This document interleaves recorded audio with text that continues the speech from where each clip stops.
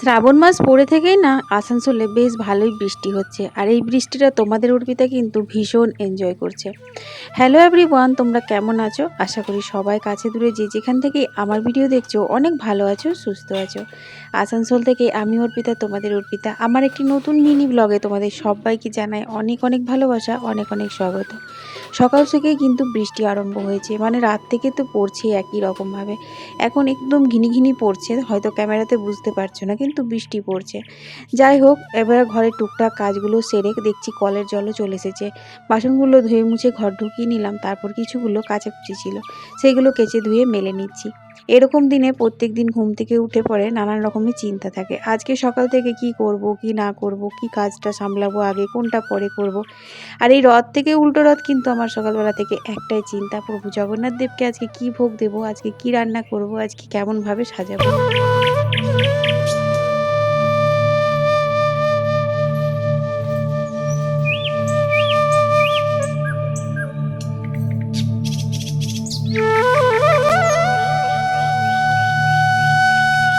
এখানে 1 কেজি মতো দুধ রয়েছে, দুধটা বসিয়ে দিয়ে স্নান করতে গিয়েছিলাম, স্নান করে এসে ছানাটা কাটলাম।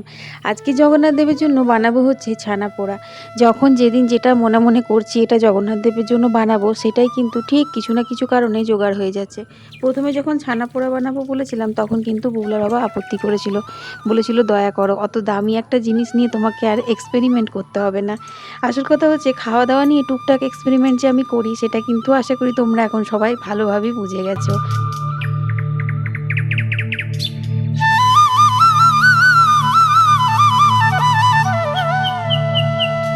কিন্তু ওই যে কথায় আছে, ভগবান যেটা চায় সেটাই কিন্তু আমরা করি, বা সেটাই আমরা আমরা করতে বাধ্য আর কি। তো যাই হোক, আজকে কিন্তু জগন্নাথ দেব চেয়েছে আমার হাতে ছানা পোড়া খাবে, তাতে যেমনই হোক, আমি যেমনই রান্না করছি সেটাই কিন্তু আমার জগন্নাথ দেবের পছন্দ হচ্ছে।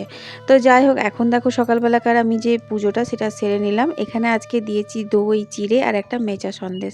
এইটা দিয়ে আজকে সকালের জলখাবার দিয়েছিলাম প্রভু জগন্নাথ দেবকে। তো পুজো দিয়ে এসেই দেখো ভাতের জল বসিয়েছি, চাল এখনো ফেলা হয়নি। আর এখানে ওল সেদ্ধ করতে দেবো, এই যে কাঁকরোল ভাজা, ওল সেদ্ধ, কলমি শাক হবে, আলু পটল হবে, এটা রাত্রের জন্য। আর কাঁচা কুমড়োর তরকারি করবো ছক্কা। আর করবো ধোকার ডালনা, কিন্তু ধোকাটা আমার এখনো ভেজানোই হয়নি, মানে মিক্স ধোকাটা। তো ওটা ভিজিয়ে দিয়ে তারপরেই খেতে বসবো একবারে। চলো এটা সেদ্ধ হতে দিই।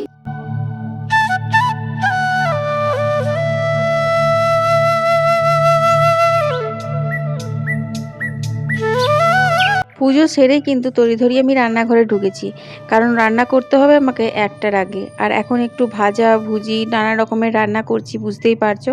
তো আমার কিন্তু রান্না বান্না করতে দেরিও হয়ে যাচ্ছে। তো এখানে আমি কাঁকরোল ভাজাটা বসিয়ে দিয়েছি, আর ওইদিকে বসিয়ে দিয়েছি হচ্ছে ভাতটা। যেহেতু গ্যাসে রান্না করছি, 2 দিকে রান্না করছি বলে আমি কিন্তু 1টার আগেই করে দিচ্ছি। এবার ঠাকুরের ভোগটা দেওয়ার পর তবেই তো বুগলার বাবা খাবে আর কি। ঠাকুরের ভোগ না দেওয়ার আগে তো হাঁড়ি থেকে তুলে কাউকে খেতে নেই, এটাই আমি জানি। যদিও জগন্নাথ দেবকে তো আমি আমার নিজের সন্তানের মতন সেবা দিচ্ছি, তারপরেও মানে একটু আধটু হয়, বুঝলে দেখবে মনের মধ্যে আসে, সেটাই আর কি। তো যাই হোক বন্ধুরা, তোমরা যারা এখনও অবধি আমার ভিডিও দেখছো তাদেরকে অসংখ্য ধন্যবাদ। আর যদি ভিডিওতে লাইক না করেছো, অবশ্যই একটা লাইক করে দিও। আর আমার এই রথযাত্রা থেকে উল্টো রথে পর্যন্ত তোমাদের ভিডিওগুলো কেমন লাগছে সেটাও কিন্তু কমেন্টে জানাতে ভুলো না। তো দেখো, ওখানে আমি শাকটা বসিয়ে দিয়ে কিন্তু এখানে ওল সেদ্ধটা মেখে নিচ্ছি।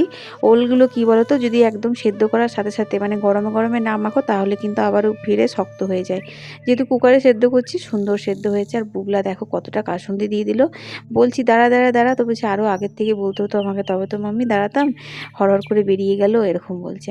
তো এখানে আমার 2টি পদ কিন্তু নেমে গেছে। আর এই যে শাকটাও হয়ে গেছে। কলমি শাকটা খেতে কিন্তু খুব ভালো লাগে জানো তো। কলমি শাকে রসুন ফোড়ন দাও আর না দাও, একটু কালো জিরে শুকনো লঙ্কা ফোড়ন দিলেও কিন্তু দেখবে কলমি শাকের সেন্টটা দিয়েই খাওয়া হয়ে যায়। আর এদিকে দেখো ধোকাগুলো আমি ভেজে তুলে নিয়েছি লাল লাল করে। আর 2টো কড়াই লাগিয়েছি, কারণ হচ্ছে না বুঝলে, ঘড়ি দেখে এলাম একদম 12:30 বাজতে গেল। তাই ওইদিকে আমি কুমড়োর ছক্কাটা বসিয়েছি, ওইটা হতে তো সময় লাগবে। ততক্ষণে ভাবলাম মাটির কড়াইটা দিয়ে রান্নাটা শুরু করে দিই, ধোকার ডালনা। এখানে মশলা দিয়েছি হচ্ছে টমেটো দিয়েছি একটা, আর তেজপাতা গরম মশলা ফোড়ন দিয়েছিলাম। তারপর টমেটো ভাজার পরে আদা বাটা, জিরে গুঁড়ো, ধনে গুঁড়ো, শুকনো লঙ্কার গুঁড়ো দিয়ে কষাচ্ছি। এখানে কুমড়োর ছক্কা দেখো আমার নেমে গেছে, চাটনি নেমে গেছে। মানে ওইদিকে ধোকা রান্না করতে করতে আমি কিন্তু এইদিকে এই কড়াইটাতে অনেক কিছু রান্না করেছি। আর ধোকাগুলো ভাজার পর ভেবেছিলাম ওই 2 পিস পটল মানে পাতা পাতা করে কেটেছি, বুঝলে? পাতা পটল ভাজা এবছর একদিনও জগন্নাথ দেবকে দেওয়া হয়নি। ভাবলাম ভাজবো, কিন্তু তাড়াহুড়ো চক্করে একদম ভুলে গেছি। আবার ওইদিকে সাদা কড়াইয়ে তেল দিয়ে বসালাম পটলটা ভাজবার জন্য। এখানে ধোকার ডালনা, ঘি, গরম মশলা, নারকেল কোড়া দিয়ে একদম রেডি। আর শাকের ওপরে একটুখানি নারকেল দিলাম, বাদাম ভেজে দিলে আরও ভালো লাগতো। কিন্তু কি করব, জগন্নাথ দেব তো বুঝতে পারছে আমি সময় করে উঠতে পারছি না। মানে আমার যদি ১টার আগে না হতো সময়টা, মানে ২টো পর্যন্ত ১:৩০ পর্যন্ত হলেও হতো, যদি হতো তাহলে পরে তো মানে খুব সুন্দর করেই করতাম। কিন্তু কি করব, হচ্ছে না। তো এই দেখো এই পাতা পাতা পটল ভাজাগুলো, এগুলো গোটা পোস্ত ছিটিয়েও না ভালো লাগে খেতে, আর এমনিও ভালো লাগে। আর সবথেকে বড় কথা, থালাতে সাজাতে দেখতে ভালো লাগে। তো চলো বন্ধুরা, এখন আমি জগন্নাথ দেবের জন্য থালাটা সাজিয়ে নিই। এমনিতে নিত্যদিন কিন্তু মা খেতে দেয়, আমি তো খেতে দিই না। রাত্রের ডিনারটা দিই বুবলার বাবাকে, কিন্তু দুপুরের খাবারটা মাই দেয়। আমাদের সবাইকেই দেয়, বুবলাকে, বুবলার বাবাকে, আমাকে, নিজেও নেয়। তো এই জগন্নাথ দেবের জন্য থালা সাজাচ্ছি, খুব ভালো লাগছে। আর বুবলা জানো তো এই থালা সাজানো দেখে বলছে, মামি আমার হ্যাপি বার্থডে কবে আসবে? কারণ বুবলার হ্যাপি বার্থডের দিনে থালাটা আমিই সাজাই, আর বুবলার বাবারও হ্যাপি বার্থডেতে থালাটা আমিই সাজাই। তো এই আর কি বলছিলাম, বললাম চল আসবে, আর বেশি দেরি নেই, তোর হ্যাপি বার্থডেও চলে আসবে। তো এরকমভাবে সাজিয়ে গুছিয়ে থালাতে করে খেতে দিলে পরে যে খেতে বসে তার মনটা এমনিই ভরে যায়, কি বলো বন্ধুরা? তো দেখো এখানে কিন্তু আমার থালাটা সাজানো হয়ে গেছে। আজকের এই সবই পদ ছিল, তবে নিরামিষ পদ তো, আর সাথে করে একটা তুলসী পাতা পড়ছে, তো এইগুলো একদম পুরো অমৃত অমৃত লাগছে। তো দেখো এখানে আমি কিন্তু কত সুন্দর করে সাজিয়ে নিয়েছি। তো চলো এবার পুজোটা দিয়ে নিই। জাগো হে জ্যোতির্ময় নবরূপ সঞ্চারে, আধার কলিতে এলে আলোকিত সাগরে, তারুর ব্রহ্মে জাগো পরম ব্রহ্মময়, অপূর্ণ মূরতিতে পূর্ণ প্রকাশ হয়। জাগো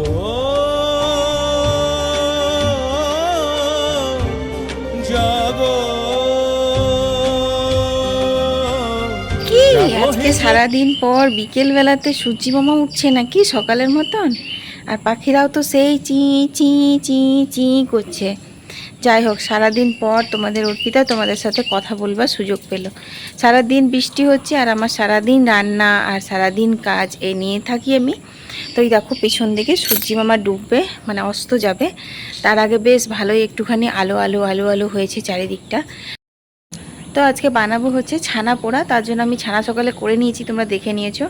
তারপর খেয়ে দিয়ে পরে তোমার বাসন নামালাম, তারপরে যে জামা কাপড় সব মেলা ছিল সেগুলো তুললাম, সব ভিজে ছিল, একদম ভিজে আছে, ভিজে মেলে দিয়েছি ওপরে।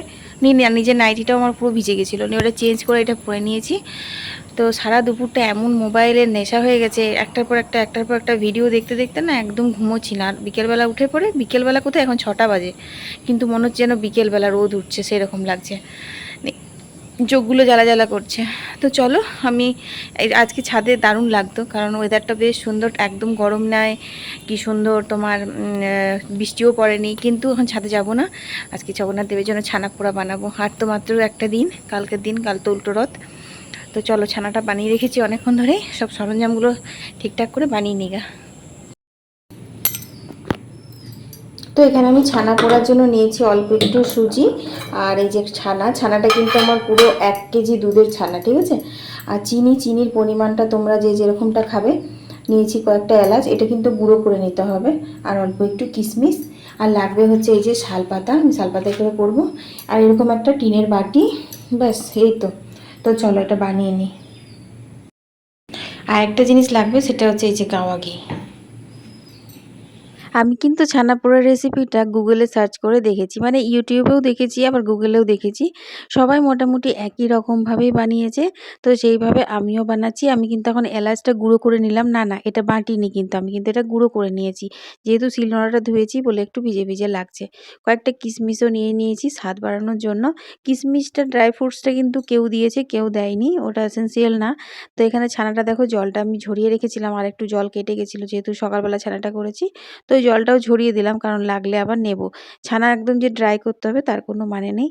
তো তারপর আমি দেখো এখানে দিয়ে দিলাম অল্প একটু সুজি আর দিয়ে দিলাম অল্প একটু চিনি। তবে কেউ কেউ দেখছি চিনি গুঁড়ো করে দিয়েছে, কিন্তু আমি দেখলাম যারা এরকম গোটা চিনি দিয়ে বানিয়েছে তাদের না পোড়া ভাবটা মানে একটু রসালো রসালো টাইপের বেশ ভালো লোভনীয় হয়েছে। তো সেই জন্য আমি গোটা চিনি দিলাম। তারপর এখানে মাখার পর দিয়ে দিলাম হচ্ছে কিশমিশগুলো। তো দেখো এখানে কিন্তু আমার ছানাটা মাখা হয়ে গেছে, এলাচও দিয়ে দিয়েছি, সুন্দর একটা সুগন্ধ বেরিয়েছে। এরপর এটাকে পোড়ানোর ব্যবস্থা।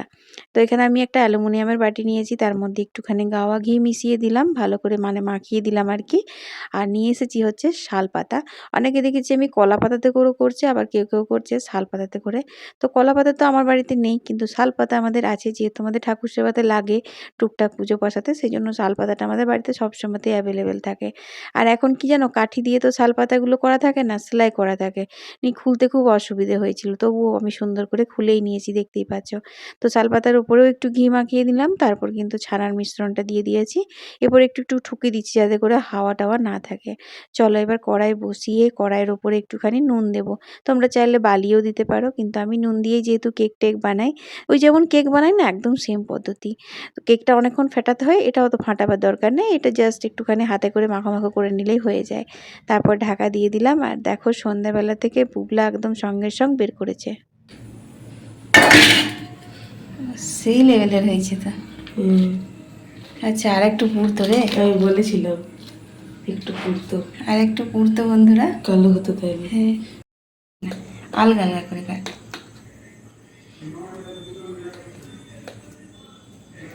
ঠান্ডা হলে এটা শক্ত হয়। ইস, ও মাই গড, ফার্স্ট। খুব গরম, ভেঙে পড়ে খাই দিই। তো বন্ধুরা আমি যেন আর একটুখানি বসিয়েছিলাম, দেখো এবার কিন্তু সুন্দর পোড়া পোড়া হয়েছে। তখন বললো বলছে মামি সাইডগুলো যেগুলো পুড়েছে সেগুলো বেশি ভাল লাগছে খেতে। আমি তো আজ প্রথমবার করলাম, তাই প্রথমবার নামিয়েছিলাম, এখন পোড়া পোড়া হয়নি। তারপর দেখো এই দেখো সুন্দর পোড়া পোড়া হয়েছে, সত্যি খেতে কিন্তু খুব ভালো হয়েছে, প্রথমবার বানালাম, ভালোই হয়েছে। আসলে টাইমিংটা না আমি ঠিকঠাক করে নিতে পারছিলাম না, মানে আরও 15 মিনিট মতন যদি রাখতাম হাই ফ্লেমে, তাহলে কিন্তু প্রথমবার যখন বের করলাম তখনই এমনি পোড়া পোড়া হয়ে যেত।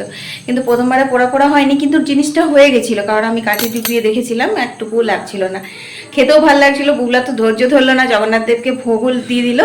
তারই মধ্যে যেগুলো একটু একটু পোড়া ছিল, বুগলা বলছে মামি ওইটা ভালো লাগছে বেশি পোড়াগুলো খেতে, তুমি আর একটু চাপিয়ে দাও। নিয়ে আবার এরকম বাটিতে করে আমি বসিয়ে পরে কড়াই চাপিয়ে দিয়েছিলাম, তো সুন্দর পোড়া পোড়া হয়েছে। চলো এখন মুড়ি গরম করব, তেল 5 ফোড়ন দিয়ে বাদাম দিয়ে মুড়িটাকে কড়াইয়ে ভাজবো, হেভি লাগে খেতে। আর চপ এনেছে এই যে টিনটিনা টিন, চপ খাবো, তারপর রুটি হবে, তরকারি হবে, অনেক কিছু হবে। তো দেখো এখানে আমি সরষের তেলে বাদামগুলো ভালো করে ভেজে নিয়েছি, তারপর মুড়িগুলো দিয়েও একটু নেড়ে নিচ্ছি। এতে না মুড়িটা আরও বেশি মচমচ করে আর খেতেও খুব টেস্টি লাগে। তো দেখো প্রথমে আমি কিন্তু জগন্নাথ দেবকেও দেবো, ঠিক আছে, চপ দিয়ে এই মুড়িটা একটু নকুলদানা মিক্স করে দেবো, আর বাকি আমরা এরকম নকুলদানা ছাড়া, আমি তো জগন্নাথ দেবের ভোগটাই খাবো, বুগলাকে একে ওদেরকে দেবো এরকম। হয়ে গেছে বেড়ে নি খাবারটা, হ্যাঁ তো বেড়ে নিয়েছি। এই হচ্ছে আমার জগন্নাথ দেবের, এই যে শাশুড়ি মায়ের, বুগলার বাবা, বুগলার। চলো এইসব খাওয়া দাওয়া হোক, তারপরে আজকে রাত তরকারি করবো না, পটল কাটা আছে কিন্তু করবো না, ডাল করব। আর দিনেকার ছোলার ডালনা এসব রয়েছে, ওতে করেই হয়ে যাবে। সুন্দর করে ঘন করে আলু দিয়ে ডাল করেছি, ধোকার ডালনা, ছানা পোড়া, জল, আর করেছি রুটি। এই ছিল আজকের ডিনারে জগন্নাথ দেবের ভোগ আর আমাদেরও খাবার। তো চলো আজকের ভিডিওটা এখানেই শেষ করে দিচ্ছি। সবাই ভালো থেকো, সুস্থ থেকো, কাল দেখা হচ্ছে, টাটা।